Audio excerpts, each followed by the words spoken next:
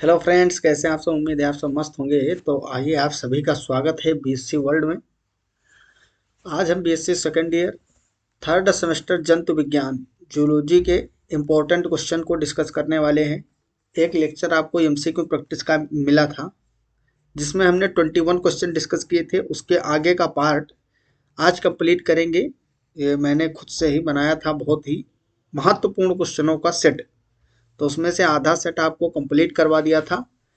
Questions कुछ बचे हुए थे जिनको हम आज डिस्कस करने वाले हैं। तो बहुत ही इंपॉर्टेंट क्वेश्चन है, बस थोड़ा ही टाइम आपका लूँगा। एक बार आपको क्वेश्चन आपके सामने से गुजरेंगे तो कंसेप्ट भी ताजे हो जाएंगे और प्रैक्टिस भी हो जाएगी आपकी। इसी तरीके के क्वेश्चन आपको मिलेंगे, ठीक। तो आज का जो पहला क्वेश्चन है, मतलब 29 नंबर क्वेश्चन। तो क्वेश्चन है,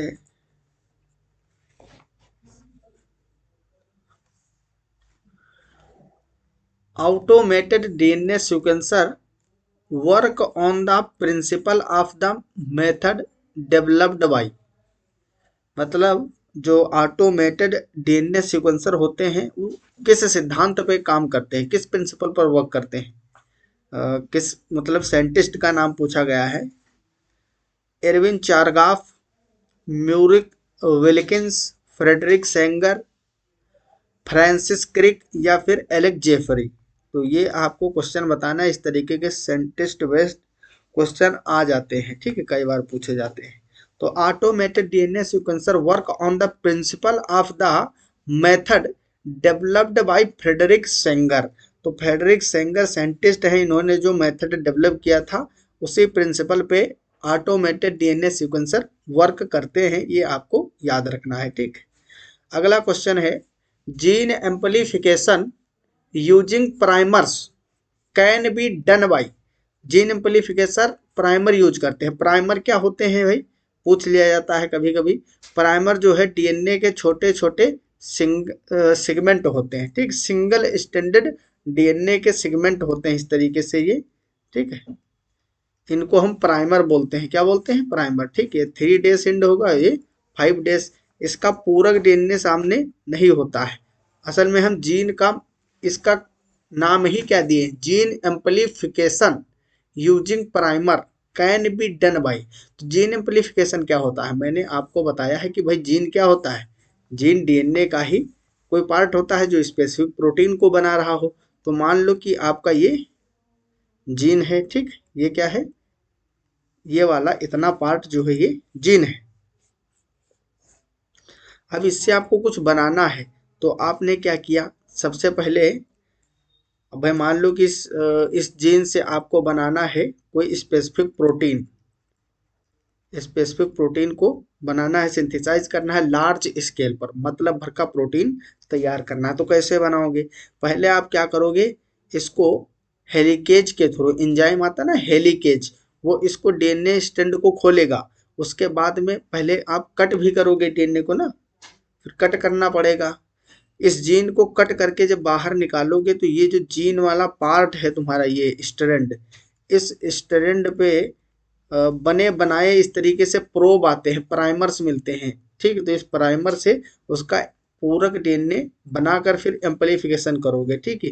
ये प्राइमर्स जो होते हैं ये भी कभी कभी मतलब आप फॉरेन जीन की तरह ट्रीट कर सकते हो। इन्हीं को जो हम पार्ट निकालते हैं, जीन का पार्ट टुकड़ा बाहर, उसको बोलते हैं, क्या बोलते हैं, प्राइमर्स बोला जाता है। क्या बोला जाता है, प्राइमर, ठीक है। तो पूछा है gene amplification using primer can be done by.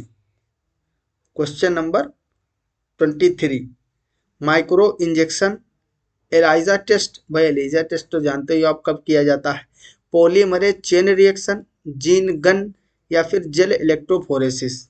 देखो माइक्रो इंजेक्शन जो है ये ऐसा मेथड है जिसके थ्रू हम डीएनए या डीएनए के छोटे से पार्ट को सेल के अंदर इंजेक्ट कराते हैं। माइक्रो इंजेक्शन के थ्रू क्या होता है, मान लो कोई ये सेल थी, सेल के अंदर क्या होगा, न्यूक्लियस है, न्यूक्लियस में आपके क्रोमोसोम है, उसी में डीएनए भी पड़ा हुआ है। आप चाहते हो कि इस सेल के अंदर हम अपना जीन या अपना खुद का डिजायरेबल जीन इसके अंदर रिप्लिकेट करवाएं, ठीक, या ट्रांसलेट करवाएं। तो क्या करोगे आप, छोटे से डीएनए खंड को इसके अंदर प्रवेश करते हो। तो ये जो प्रोसेस होता है इसकी एक मेथड है किसी भी फॉरेन डीएनए को सेल के अंदर डालने का, ठीक है, माइक्रो इंजेक्शन। लेकिन यहाँ प्राइमर पूछा गया है जीन एम्पलीफिकेशन के बारे में। एलाइजा क्या होता है? एलाइजा भैया टेस्ट होता है, किसका होता है? ये एक प्रकार का टेस्ट है, जिसे पता ही आपको एड्स जो होता है उसका भी टेस्ट क्या किया जाता है, एलाइजा से पता चलता है। इम्यूनो, अब भाई इसके बारे में तो आप जानते ही होंगे। Polymerase chain reaction, polymerase chain reaction मतलब पीसीआर। भाई पीसीआर में क्या होता है? पीसीआर वाला सही लग रहा है ऑप्शन, क्यों? क्योंकि इसमें जीन का एम्पलीफिकेशन ही तो होता है। भाई एक डीएनए पार्टिकल को हम पीसीआर करा के, भाई पीसीआर पीसीआर करा के लगभग लगभग 1 बिलियन टाइम्स 1 बिलियन टाइम उसको एम्पलीफाई कर सकते हैं, उसकी कॉपियां बना सकते हैं लगभग 1 बिलियन, ठीक है। तो ये जो है gene amplification using primer can be done by. और आपको मैंने बताया था कि इसमें 3 प्रोसेस होते हैं पीसीआर में। पहला होता है डीनेचुरेशन, क्या होता है? डीनेचुरेशन। सेकंड होता है एनेलिंग, एनेलिंग होता है। और थर्ड आपका क्या कौन सा होता है? थर्ड होता है एम्पलीफिकेशन। क्या होता है? एम्पलीफिकेशन मतलब प्रवर्धन। तो यही जो एम्पलीफिकेशन है लास्ट वाला, एम्पलीफिकेशन हो रहा है। एनेलिंग में क्या होता है? प्राइमर्स यूज किए जाते हैं। प्रोसेस मैंने बताया है सब आपको, पिछली क्लास किए होगे तो आपको पता होगा। तो यही आपका राइट आंसर होगा सी। जीन गन क्या होता है? अगेन जीन गन भी एक टेक्निक है, मेथड है, जिसके थ्रू हम फॉरेन या डिजायरेबल डीएनए को प्लांट सेल के अंदर इंजेक्ट करवाते हैं। जेल इलेक्ट्रोफोरेसिस क्या होता है? आप जानते ही हो भाई, separation of DNA fragments is called gel electrophoresis. तो छोटे छोटे कुछ बड़े साइज के डीएनए होंगे फ्रेगमेंट्स, जिनको हम क्या करेंगे, एक जेल होगा एगारोज जेल, जिसके ऊपर क्या करवाएंगे, ड्यू टू इलेक्ट्रिक फील्ड उसको मूवमेंट करवाएंगे, जिससे कि हम फ्रेगमेंटों को सेपरेट करते हैं। अगला क्वेश्चन है question number 3। The purpose of polymerase chain reaction is, PCR का पर्पज क्या है? DNA modification, DNA amplification, DNA replication या फिर डीएनए विजुअलाइजेशन। तो ये तो भाई हर किसी को पता है कि पीसीआर का काम होता है डीएनए एम्पलीफिकेशन, डीएनए मॉलिक्यूल का प्रवर्धन, बहुत सारी कॉपी बनाना। अगला क्वेश्चन है question number 4। The enzyme used in PCR technology is, again भैया ये इम्पोर्टेंट बहुत है ना, असल में क्वेश्चन जो है इम्पोर्टेंट बहुत है, इसीलिए बार बार रिपीट हो रहा है इसमें, क्योंकि इससे रिलेटेड पीसीआर से रिलेटेड मैंने कई सारे इसमें रखे हैं क्वेश्चन, और आपको देखने को मिलेंगे भी जरूर। आरएनए पॉलीमरेज, टैक पॉलीमरेज, इसी तरीके से टी ए क्यों लिखा मिलेगा आपको, टैक पॉलीमरेज, ठीक है। या थर्मस एक्वेटिकस लिख सकते हैं, क्या होगा, Thermus aquaticus. Thermus aquaticus bacteria से मिलता है, थर्मस एक्वेटिकस, ठीक है। थर्मस एक्वेटिकस जो बैक्टीरिया है, जीवाणु, उससे प्राप्त होता है टैग पॉलीमरेज। उससे क्यों प्राप्त होता है? क्योंकि मैंने आपको बताया था पीसीआर में, अभी बताया ना, 3 चरण होते हैं, डीनेचुरेशन, और सेकंड होता है एंडलिंग, और लास्ट वाला क्या होता है आपका, एम्पलीफिकेशन। तो ये जो पहला वाला स्टेप है डीनेचुरेशन, इसमें लगभग 96 टू 98 डिग्री सेल्सियस टेम्परेचर लिया जाता है। एनेलिंग में लगभग 50 से 52 डिग्री सेल्सियस की जरूरत होती है। तो यहाँ पे देखिए डीनेचुरेशन जो है और एनेलिंग कितने हाई टेम्परेचर पे हो रहे हैं। और आपको पता है कि हमारे बॉडी के अंदर जो पॉलीमरेज रिएक्शन, पॉलीमरेज एंजाइम्स होते हैं, वो सिर्फ 37 डिग्री सेल्सियस पे ही काम करते हैं। समझ रहे हो ना, क्योंकि एंजाइम क्या होते हैं, ताप विशिष्ट होते हैं, टेम्परेचर स्पेसिफिक होते हैं, टेम्परेचर एंड पीएच स्पेसिफिक होते हैं। इसीलिए भाई बॉडी, हमारी बॉडी कैसी है, समतापी होती है। क्यों? बाहर का इन्वायरमेंट भी भले ही अभी देखो ठंडी हो रही है, अभी 8-10 डिग्री पर चला जाएगा टेम्परेचर, कभी कभी क्या होता है 6-5 तक चला जाता है। बॉडी का हमारे टेम्परेचर जो होता है वो 37 के ही आसपास रहेगा, ठीक। एक आधा ऊपर नीचे अगर किसी को बुखार फीवर हुआ तो 38 हो जाएगा, 38.5 हो जाएगा, 38.5, ठीक। और अगर किसी का लो हुआ तो ज़्यादा से ज़्यादा वही 36 तक चला जाएगा, तो 37 के अक्रॉस रहता है। क्यों? क्योंकि अगर टेम्परेचर मान लो अचानक से 5 डिग्री सेल्सियस बढ़ और घट जाए तो सिस्टम गड़बड़ हो जाएगा, एंजाइम्स अपना वर्क करना बंद कर देंगे। अगर हाई हो जाए 37 से 42-43 हो जाए तो डीनेचुरेशन होने लगेगा, ठीक है। जो एंजाइम्स होते हैं, जो फंक्शनल प्रोटीन्स हैं, वो भी डीनेचुरेशन उनका हो जाएगा, विकृतीकरण। इसलिए क्या होता है, जो पीसीआर होता है, पीसीआर रिएक्शन में टेम्परेचर ज़्यादा है, तो इस टेम्परेचर पे हम ह्यूमन के या जो हम लोगों के एंजाइम्स हैं वो तो यूज नहीं होंगे। इसलिए टेम्परेचर लगभग 100 डिग्री सेल्सियस के ऊपर ताप वाले टेम्परेचर वाले झरने जो होते हैं ना, उन झरनों में, गर्म झरनों में बैक्टीरिया रहता है थर्मस एक्वेटिकस। इसके अंदर एंजाइम जो होता है टैग पॉलीमरेज, ये थर्मोस्टेबल एंजाइम होता है, ठीक है। और ये भी थर्मोस्टेबल बैक्टीरिया है, तभी तो 100 डिग्री सेल्सियस के गर्म झरने में रह पाता है। तो यहाँ से जो हम आइसोलेट करते हैं टैग पॉलीमरेज, ये एंजाइम मस्त तरीके से यहाँ पे वर्क करता है 96 से 98 डिग्री सेल्सियस पे, और किसी प्रकार का उसका नुकसान नहीं होता है, ठीक। तो इसलिए हम यहाँ पे कौन सा एंजाइम यूज करते हैं, टैग पॉलीमरेज यूज करते हैं, जो कि कहाँ से मिलता है, थर्मस एक्वेटिकस बैक्टीरिया से मिलता है, ठीक है। अगेन बहुत इंपॉर्टेंट क्वेश्चन है, यहाँ से क्वेश्चन जरूर पूछता है।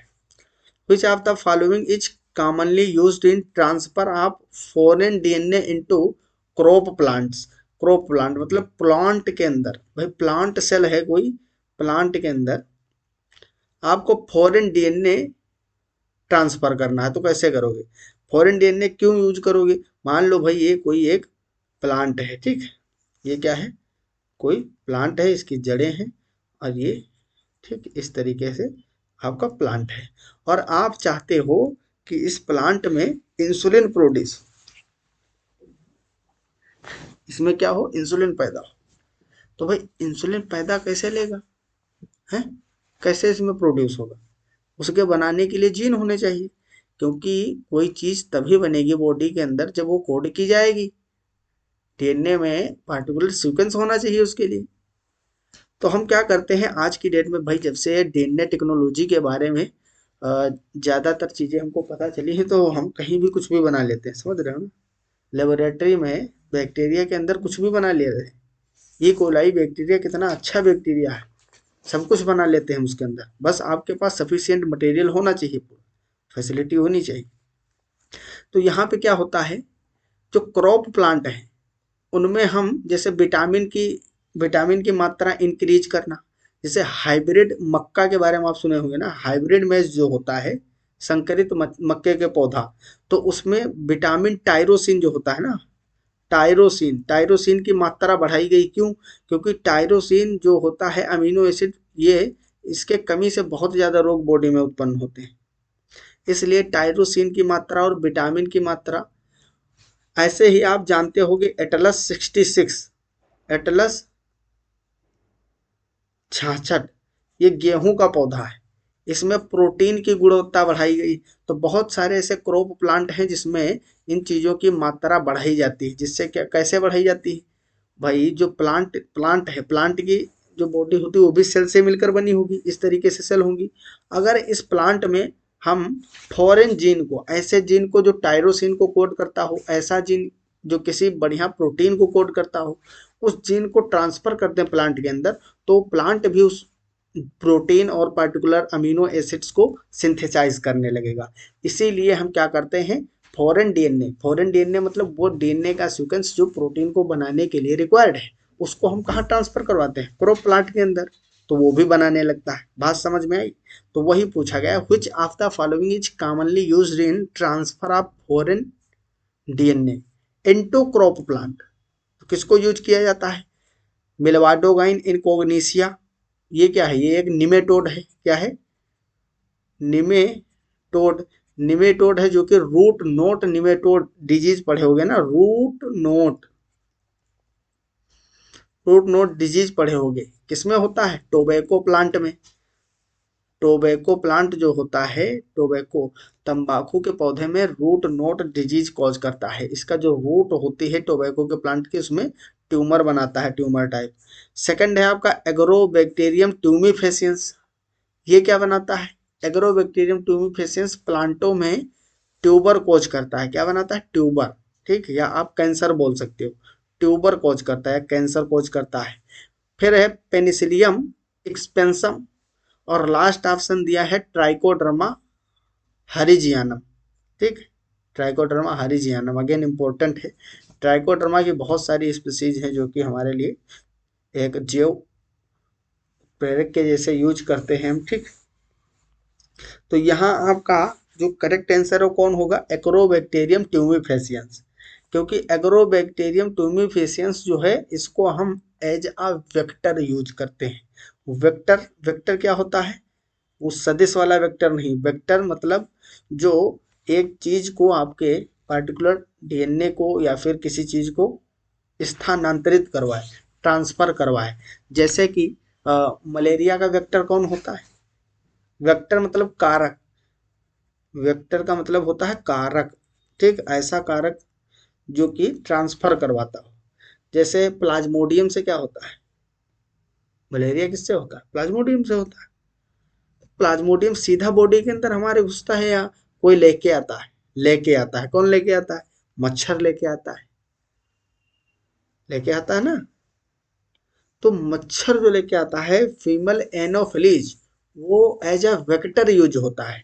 ठीक है, एनोफिलीज मच्छर जो है वो प्लाज्मोडियम को लेकर जब काटता है, तभी तो हमारे अंदर मलेरिया जैसी संभावनाएं होती।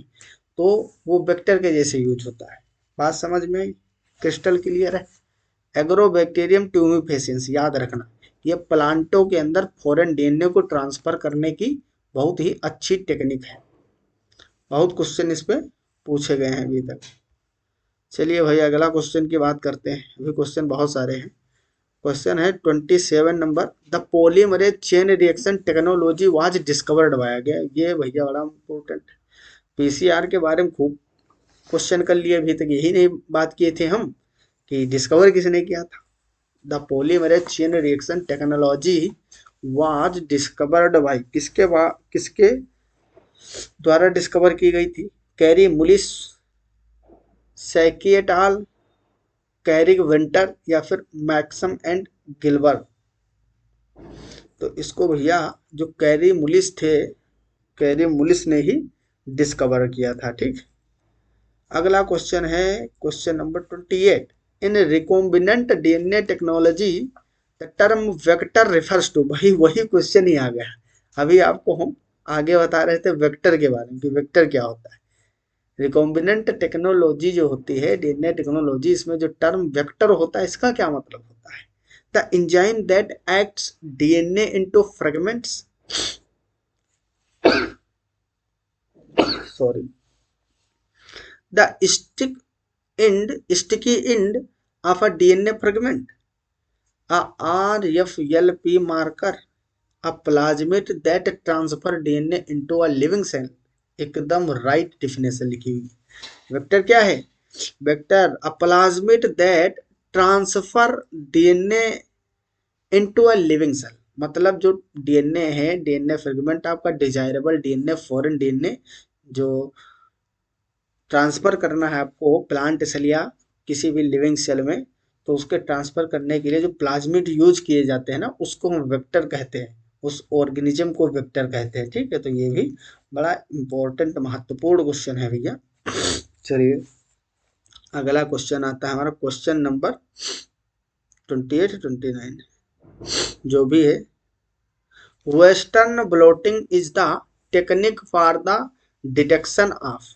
वेस्टर्न ब्लोटिंग जो होता है, ये किसको डिटेक्ट करने की टेक्निक है? भाई ब्लोटिंग पे क्वेश्चन आएंगे ना, ब्लोटिंग टेक्निक्स दी हुई है हमारी 8th यूनिट में। Western blotting is the technique for the detection of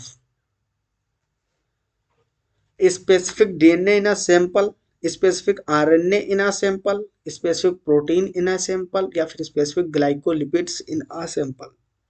देखो जो ब्लोटिंग टेक्निक्स होती है ना, ब्लोटिंग टेक्निक जो होती हैं, टेक्निक्स, ये डीएनए, आरएनए और प्रोटीन हो गया, प्रोटीन्स, या इसके अलावा जो माइक्रो मोलिक्यूल होते हैं, क्या होते हैं, माइक्रो मोलिक्यूल्स, बायोमोलिक्यूल जो होते हैं ना, उन सबको अलग करने के लिए यूज की जाती है। जैसे कि आप मान लीजिए आपने आपने डीएनए निकालना है, तो आपने क्या करोगे पहले, तो ये है सेल, सेल के अंदर न्यूक्लियस है, इसमें डीएनए होगा आपका, तो सीधा तो निकाल नहीं पाओगे क्योंकि सेल कैसी होती है, सब माइक्रोस्कोपिक, और उसके अंदर न्यूक्लियस, फिर उसके अंदर डीएनए, कितना माइक्रोस्कोपिक लेवल पे जाना पड़ेगा।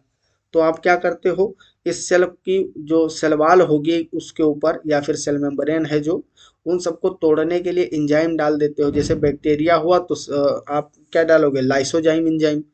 अगर मान लो ये सेल प्लांट सेल है तो आप सेलुलेज डाल दोगे, सेलुलेज एंजाइम से इसकी सेल वॉल को तोड़ दोगे। अगर ये फंजाई की सेल हुई तो आप काइटिनेज डाल दोगे। तो इस तरीके से हम एंजाइम यूज करते हैं जिससे सब टूट फूट जाता है, ठीक है, सेल की जो बाउंड्री है, मेम्ब्रेन वगैरह टूट जाती है, हम न्यूक्लियर मेम्ब्रेन को भी तोड़ देते हैं। तो असल में ये सेल तो टूट जाती है, लेकिन डीएनए और जो सेल के टूटे हुए पार्ट सब एक में मिक्स हो जाते हैं। तो उस सैंपल से, उसमें से डीएनए को अलग करने के लिए, या किसी पार्टिकुलर प्रोटीन या आरएनए या माइक्रो मोलिक्यूल को अलग करने के लिए ब्लोटिंग टेक्निक्स यूज की जाती है, ठीक है। तो क्वेश्चन कराने से पहले एक बेसिक अंडरस्टैंडिंग में दे देता हूँ, ताकि इसीलिए आपका फायदा ज़्यादा होगा अगर आप हमारे साथ क्वेश्चन प्रैक्टिस करोगे, ठीक। सब रिवाइज करवा देता हूँ मैं क्वेश्चन के। तो यहाँ पे क्या होता है, जो वेस्टर्न ब्लोटिंग होता है, वेस्टर्न ब्लोटिंग प्रोटीन को, स्पेसिफिक प्रोटीन को सैंपल से अलग करने की टेक्निक होती है, जब डिटेक्शन टेक्निक ऑफ प्रोटीन, ठीक। प्रोटीन के लिए जब यूज करते हैं तो उसको हम वेस्टर्न ब्लोटिंग बोलते हैं। विच of the following technique is used in DNA fingerprinting. DNA fingerprinting में किसको यूज किया जाता है भाई, डीएनए फिंगरप्रिंटिंग में हम क्या करते हैं, डीएनए फिंगरप्रिंटिंग करने से पहले डीएनए फ्रेगमेंट को अलग किया जाता है, डीएनए मॉलिक्यूल को, सेपरेशन ऑफ डीएनए मॉलिक्यूल ना, सेपरेशन किया जाता है किसका, डीएनए के मॉलिक्यूल का। तो डीएनए के लिए भाई कौन सी यूज की जाती है, जो डीएनए होता है, डीएनए के लिए हम क्या यूज करते हैं, साउदर्न ब्लोटिंग, वेस्टर्न या फिर नॉर्थर्न या फिर ईस्टर्न। तो यहाँ पे जो साउदर्न ब्लोटिंग होती है इसको हम यूज करते हैं फॉर डीएनए मॉलिक्यूल के सेपरेशन के लिए, ठीक। अगला क्वेश्चन है, arrange the following in correct order. इनमें से करेक्ट ऑर्डर में आपको रखना है, ठीक है, साउदर्न, वेस्टर्न, नॉर्दर्न ब्लोटिंग और डीएनए फिंगरप्रिंटिंग। अब यहाँ पे उसके बारे में नहीं दिया है, यहाँ साइंटिस्ट दिए हुए, किसको किसने रिसर्च किया है बेटा, किसको किसने खोजा है। साउदर्न ब्लोटिंग को किसने खोजा है, ई एम साउदर्न ने, नाम से ही पता चल रहा है ना, E M Southern. Western blotting को किसने खोजा, वेस्टर्न ब्लोटिंग को किसने खोजा भाई, इसको डिस्कवर किया था टॉबिन ने, किसने, टॉबिन। नॉर्दर्न ब्लोटिंग को, नॉर्दर्न ब्लोटिंग को अल्विन ने किया था, किसने, अल्विन। और बचा हुआ आपका डीएनए फिंगरप्रिंटिंग, जिसको तो आप जानते ही हो, एलेक्स जेफरी ने किया था। तो इसका राइट आंसर क्या होगा, फर्स्ट का बी, 3 में है, ये तो गलत ही हो गया। फिर है सेकंड का डी, तो सेकंड का डी सिर्फ एक ही में है, तो ऑप्शन बी आपका करेक्ट हो जाएगा, ठीक है। थर्ड का ए और फोर्थ का सी। तो इस तरीके के मैच द फॉलोइंग वाले क्वेश्चन भी आते हैं, घबराना नहीं है, ठीक है, आप आराम से कर ले जाओगे, ठीक है। क्वेश्चन है अगला, labelled antibodies are used to detect. जो लेबल्ड, लेबल की, लेबल्ड मतलब एंटीबॉडी को लेबल कर दी हम किसी मॉलिक्यूल से पर्टिकुलर या मार्कर से, ठीक है, किस चीज को ये बताती है, labelled antibodies are used to detect, किसको डिटेक्ट करती है, detect the presence of a particular DNA molecule in southern blotting, या फिर detect the presence of a particular RNA molecule in southern blotting, detect the presence of a particular protein molecule in southern blotting. या फिर detect the presence of a particular protein molecule in western blotting. तो labelled antibodies जो होती हैं उसको हम western blotting में use करते हैं। किसमें? वेस्टर्न ब्लोटिंग में। आपको भी पता नहीं, क्योंकि साउदर्न और western blotting, blotting techniques, hybridoma techniques, PCR, DNA fingerprinting, ये सभी चीजें अभी मैंने क्लास इनकी नहीं लिया है ना, क्वेश्चन आपको करवा रहा हूँ, धीरे धीरे समझ में आ रहे होंगे, वो बात सही है। लेकिन जब इसका मैं ब्लोटिंग टेक्निक्स बताऊंगा उसमें आपको बताऊंगा, इसमें बहुत सारे जो है बेसिक मटेरियल यूज होते हैं। साउदर्न वेस्टर्न ब्लोटिंग में अलग अलग तरीके के हाइब्रिडोमा टेक्निक भी आपको पढ़ाना रहेगा, ठीक है, तो उसमें डिटेल में हम बताएंगे। तो अभी तक ये याद कर लो कि जो लेबल्ड एंटीबॉडीज हैं इनका यूज कहाँ किया जाता है? वेस्टर्न ब्लोटिंग में, ठीक है। डिटेक्शन किसका किया जाता है इसमें? वेस्टर्न में। किसका? प्रोटीन मॉलिक्यूल का। Detect the presence of a particular protein molecule in western bloating. अगला क्वेश्चन है, which of the following technique is suitable for identifying mRNA molecule is a sample. मतलब mRNA हो या tRNA हो, कोई भी हो, आरएनए के मॉलिक्यूल के सेपरेशन के लिए तो एक ही प्रकार की टेक्निक है, ब्लोटिंग, वेस्टर्न ब्लोटिंग यहाँ पे ऑप्शन है, या फिर western blotting.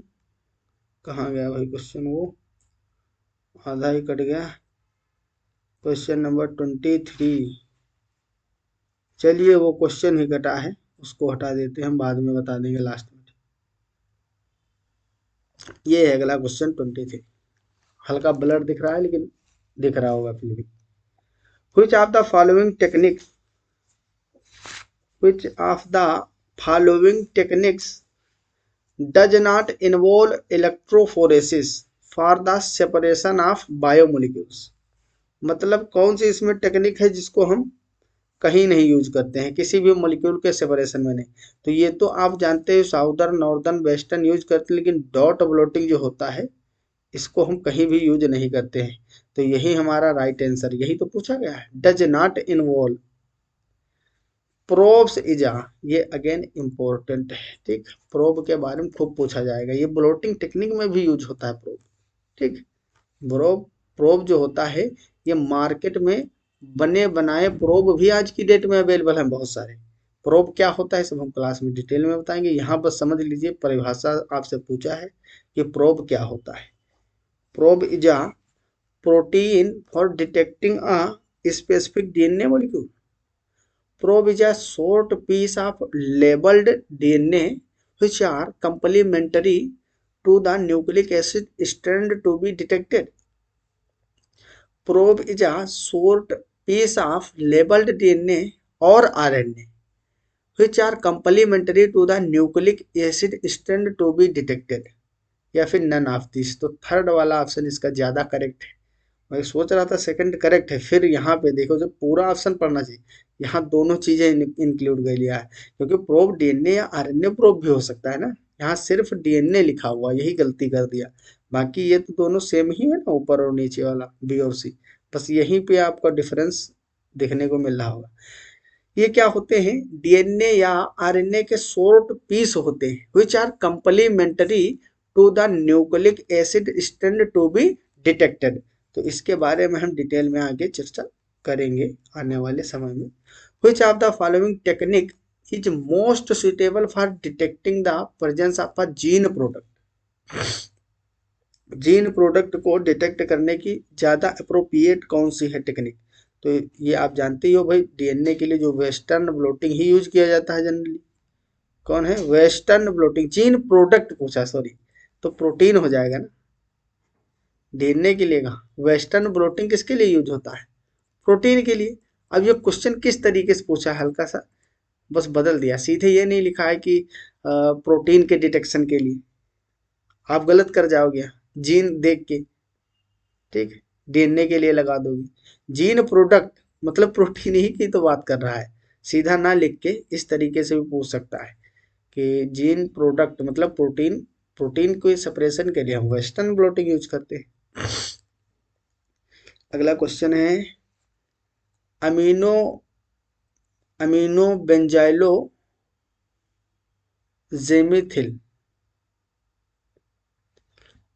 Amino benzyloxy methyl filter paper is commonly used for transfer. अब मैंने बताया था ना कई सारा मटेरियल ब्लोटिंग में यूज किया जाता है, ठीक। तो अमीनो बेंजाइलो जाई मिथाइल फिल्टर पेपर किस में यूज किया जाता है?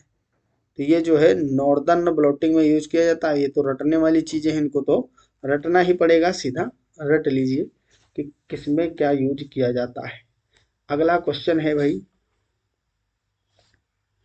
अगेन मैच द फॉलोइंग का है, ठीक। मैच द फॉलोइंग का क्वेश्चन है, इंपॉर्टेंट है, ऐसे क्वेश्चन देखने को मिलते हैं। Arrange the following in correct order. पहला है साउदर्न ब्लोटिंग। तो भाई साउदर्न ब्लोटिंग में क्या होता है?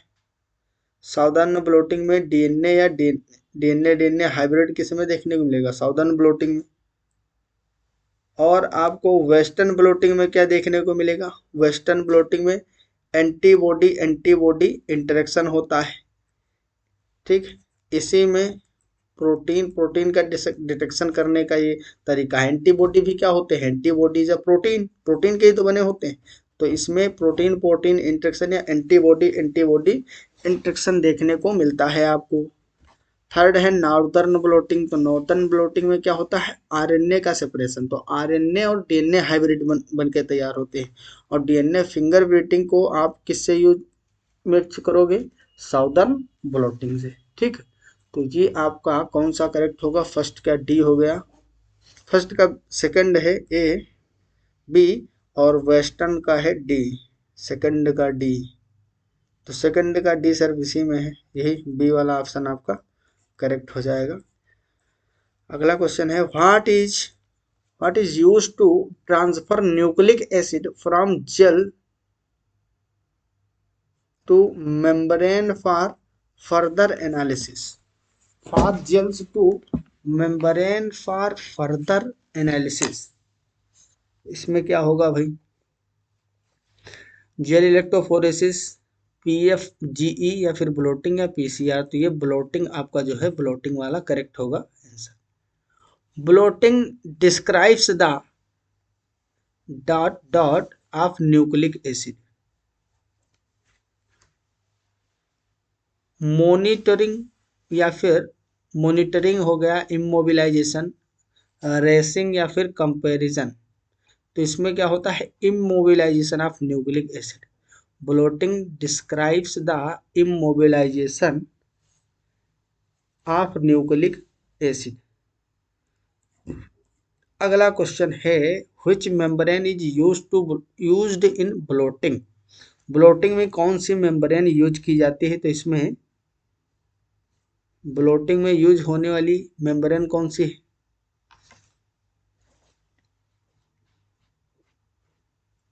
इसमें यूज की जाती है नाइलॉन, ठीक। आप याद कर लीजिए, बहुत इंपॉर्टेंट क्वेश्चन है, यहाँ से खूब क्वेश्चन आते हैं, ठीक। नाइलॉन की मेम्ब्रेन यूज की जाती है इन ब्लोटिंग। ब्लोटिंग में नाइलॉन जो होता है, नाइलॉन मेम्ब्रेन यूज होती है, नाइलॉन की मेम्ब्रेन। और भी बहुत सारा मटेरियल, इसमें मैंने कहा ना बहुत मटेरियल, तो बहुत मटेरियल यूज होता है, वो सब हम पढ़ेंगे आगे। नाइलॉन मेम्ब्रेन ब्लोटिंग में यूज होती है, ये आपको सीधा याद रखना है। कुछ चीज़ें ऐसी होती हैं जो याद ही रखनी पड़ती है, वैसे में समझोगे क्या? ये तो याद ही करना पड़ेगा कि नाइलॉन मेम्ब्रेन यूज होता है। लेकिन थोड़ा प्रोसेस जब बताएंगे तो आपको बताएंगे कि कहाँ पे इसका क्या यूज होता है, तो और ज़्यादा जल्दी याद हो जाएगा ना। अगला क्वेश्चन है which of the following is used to targets in the blotting techniques. Nucleic acid, agarose, protein, या फिर ई कोलाई, किसको यूज किया जाता है? तो न्यूक्लिक एसिड को हम टारगेट बना सकते हैं। Question number 42 which of the following is used for the analysis of compositional properties of DNA. Southern blotting, northern blotting, PCR, या फिर चीफ। तो इसमें क्या होगा? फर्स्ट जो है हमारा साउदर्न ब्लोटिंग, साउदर्न ब्लोटिंग। अगला क्वेश्चन है which was the original method of southern blotting. Southern blotting की ओरिजिनल मेथड कब डेवलप की गई थी? सन 1975, 1964 या फिर 45 या फिर 55? बताइए भाई इसमें से कौन सा करेक्ट है। तो ये सन 75 में डेवलप की गई थी, 1975 में। सावधान blotting can not be used for RNA molecules, true या फॉल्स? वह आरएनए मॉलिक्यूल्स के यूज कर सकते हैं, बिल्कुल। मैंने स्टार्टिंग में बताया था कि DNA, RNA, micro molecule, protein जैसे कि सबके लिए यूज कर सकते हो। In southern blotting dot dot is present in the reservoir reservoir, ठीक। तो इसमें से जो आपका होगा बफर होगा, ठीक। बफर को हम यूज करते हैं, बफर प्रेजेंट रहता है। तो ये कुछ क्वेश्चन थे जो कि बहुत ही महत्वपूर्ण हैं। इन पे आपकी बेसिक अंडरस्टैंडिंग होनी चाहिए, पकड़ होनी चाहिए, तो ज़्यादा अच्छा रहेगा। तो आई होप आप सभी को एक एक क्वेश्चन के बारे में क्रिस्टल क्लियर पता चल गया होगा, ठीक है, एकदम कंसेप्ट क्रिस्टल क्लियर हो गए होंगे। तो हम मिलते हैं अगले लेक्चर में। आप सभी को धन्यवाद, ठीक है। आप मस्त पढ़ाई करते रहिए, कोई भी डाउट है तो आप कमेंट बॉक्स में पूछ लिया करिए। मिलते हैं अगले लेक्चर में अगले टॉपिक के साथ। पढ़ाई करते रहो। All the very best. Thanks for watching. जय हिंद, जय भारत।